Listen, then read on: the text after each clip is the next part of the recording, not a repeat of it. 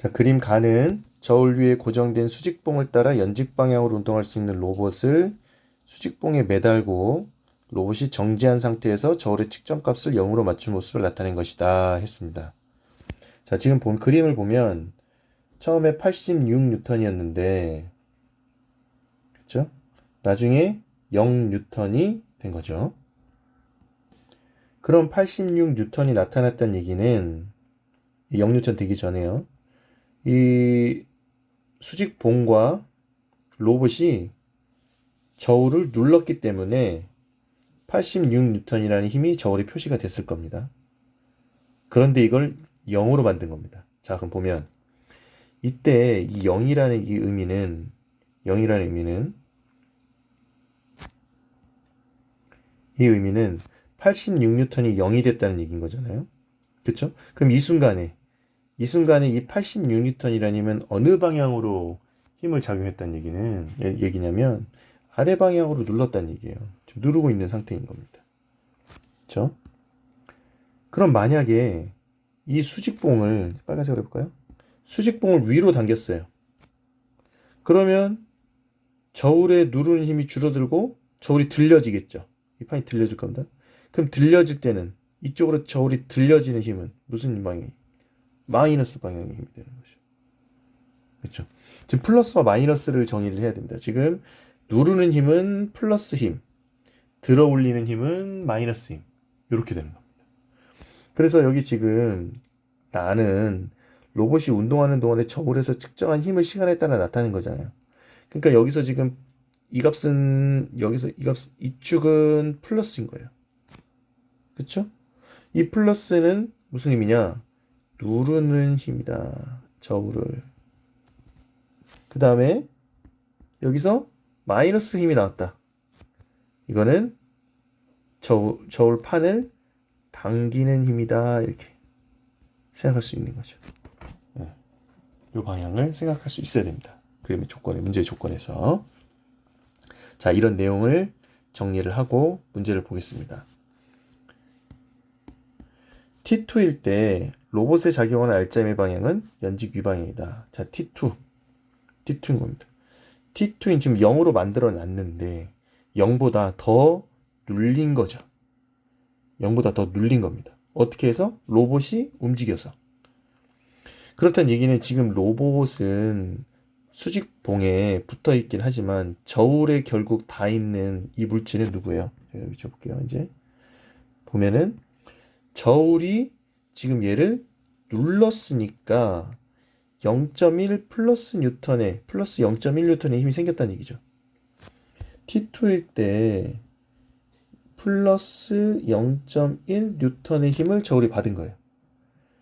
그렇다는 얘기는 수직봉은 저울을 누르는 방향으로 힘이 작용했고, 그러려면 로봇은 어느 방향으로 힘을 받아야 이 수직봉이 저울을 누를까? 이런 생각을 해야 되는 거죠. 여기까지 이해되나요? 그러면 저울 입장에서는 로봇에 의해서 아랫방향에 누른 힘이 작용해야 돼. 그러면 저울이란다. 수직봉은 로봇에 어떤 힘을 작용하는 거예요? 요 방향의 힘을 작용해야 되는 거죠.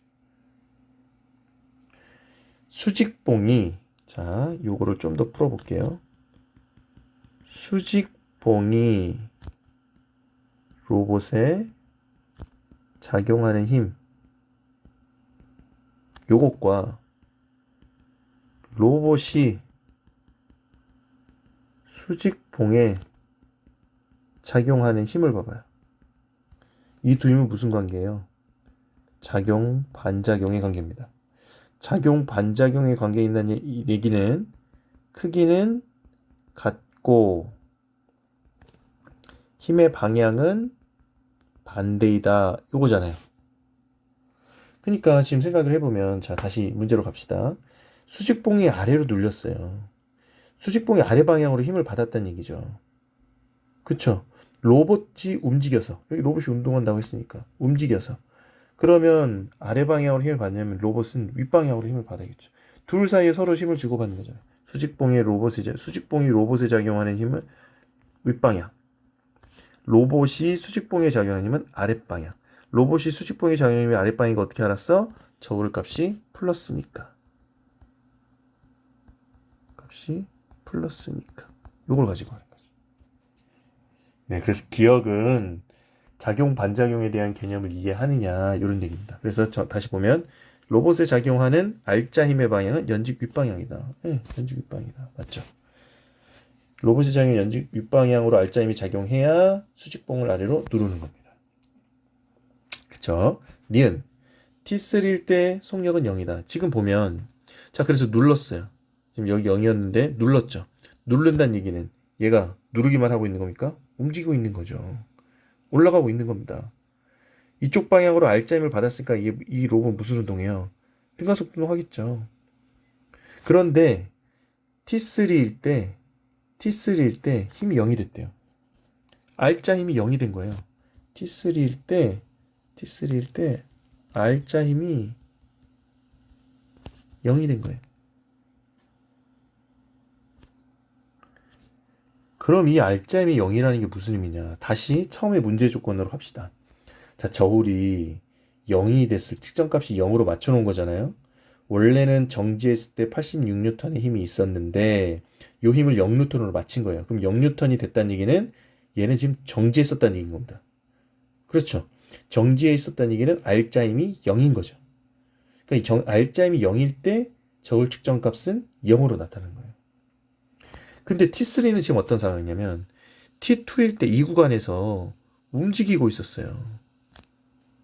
움직이고 있었던 거죠. 움직이고 있었는데 알짜 힘이 0일 때요. 그럼 속력이 0이니까 아니죠. 무슨 운동하는 거 이때? 등속도 운동하는 거죠. 이렇게 되는 거죠. 요거를 다시 한번 좀 더 정리해볼까요? 자, 여러분 요 내용 기억할 겁니다. 물체에 작용하는 알짜 힘이 0이면 물체는 무슨 운동한다고 배웠죠? 등속도 운동을 하거나 정지하거나 요 두 개 아닙니까?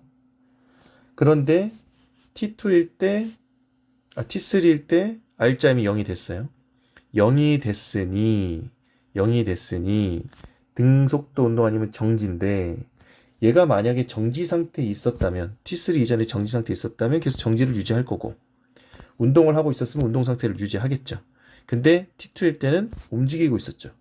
따라서 T3일 때 등속도 운동을 하게 되는 겁니다. 이렇게 되는 겁니다.